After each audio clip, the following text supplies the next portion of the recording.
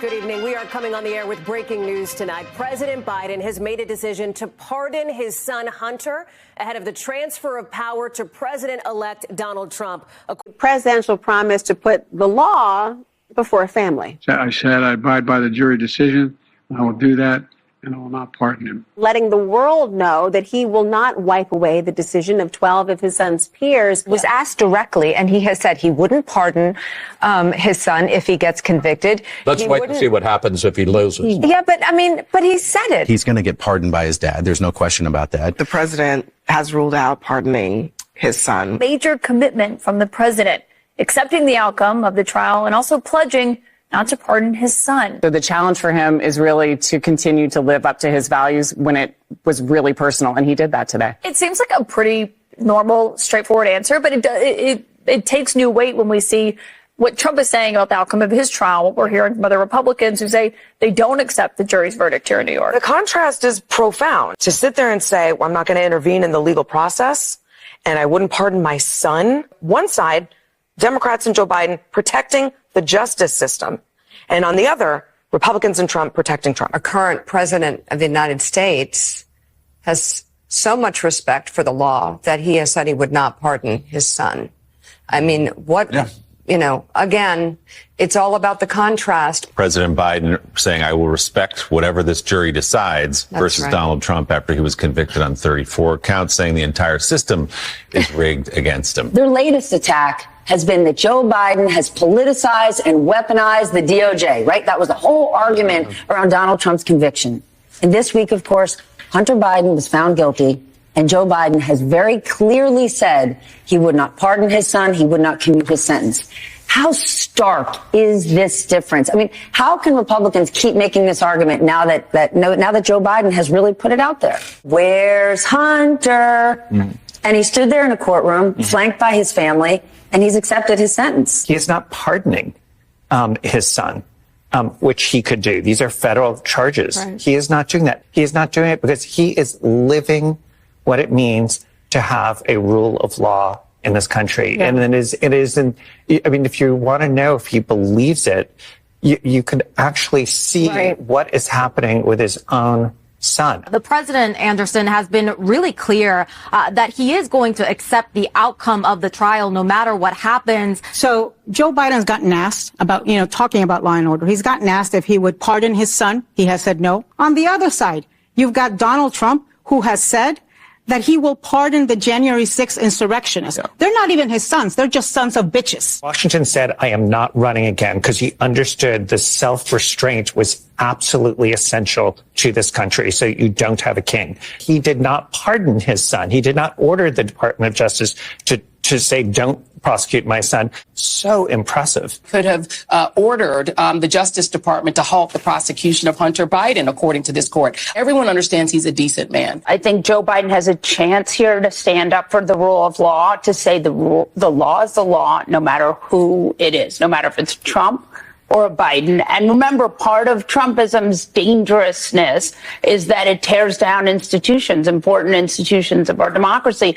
So there is an opportunity here for Biden to say, the jury found him guilty. This is how it's supposed to work. Period, paragraph, end of story. Have you ruled out a pardon for your son?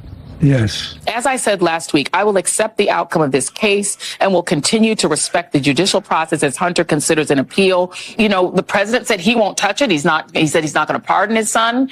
And it seems that Merrick Garland let it go through. How can the Justice Department be weaponized against Trump when all of that is happening? The Democrats stand for the rule of law. Remember, law and order. And we've been saying that Trump's not above the law. Hunter Biden's not above the law. No one is above the law. And it is amazing to see the stark contrast between how Democrats handled today and how Republicans handled this whole thing over the last couple of weeks. For years, these conservatives have been crowing about a politicized Justice Department, Biden politicizing it, and so on. What happened today?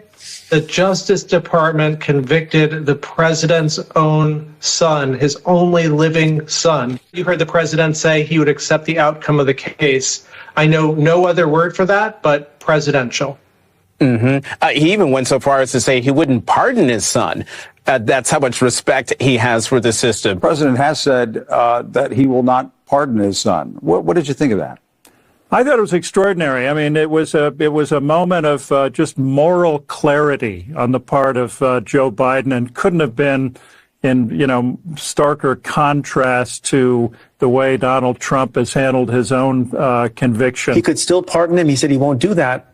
All of that conduct, given that it's his son, is kind of, we should pause for a moment and think about how unbelievable that is. In a million years, if the shoe were on the other foot, and Donald Trump was facing the prospect of his son being prosecuted by a Biden, me, if I had been held over, a Biden holdover or Obama holdover prosecutor, not in a million years would that have happened. So, some of the people on the right, the people who support Donald Trump, are trying to cast this as some clever ops program. Yeah. Hunter Biden was found guilty by a jury of his peers, just like Donald Trump, because this is our justice system at work.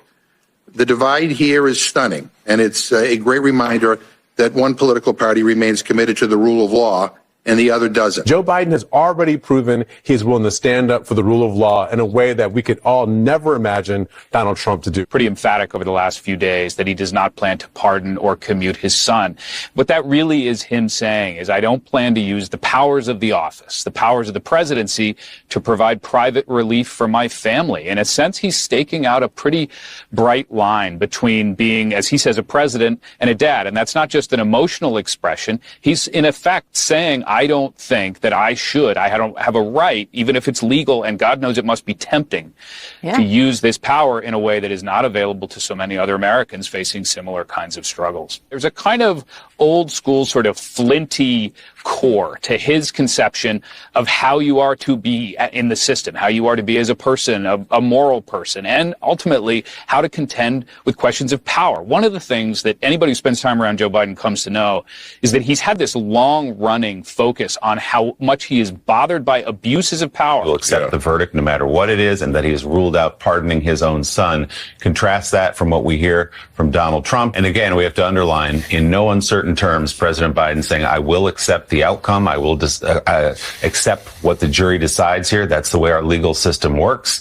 And no, I will not pardon my own son if he is convicted. And the contrast is so clear in terms of decency and principle and transactional guidance in terms of how you view the world. It is still a good day for the United States that this conviction is a prime example of the way our judicial system is supposed to work. Even President Biden saying in a statement that he would respect the outcome of this case. Those words so completely contrast with what his opponent, now a convicted felon himself, continues to say about the U.S. courts. The contrast to how Trump has behaved, how Trump has treated the rule of law. This was a good day for the system, good day for sort of America as an example of how the rule of law should work. President Biden told David Muir that he would absolutely accept the verdict, whatever it was, and that he would not pardon his son regardless. And today he said the same thing in a statement. Meanwhile, Donald Trump comes out and calls the justice system completely unfair. What do you think of that contrast? There's the contrast of two different. Join our community of truth seekers. Let's make sure the real stories get heard. But we need your help to keep the truth alive. Subscribe to our channel, hit that like button, and share our videos.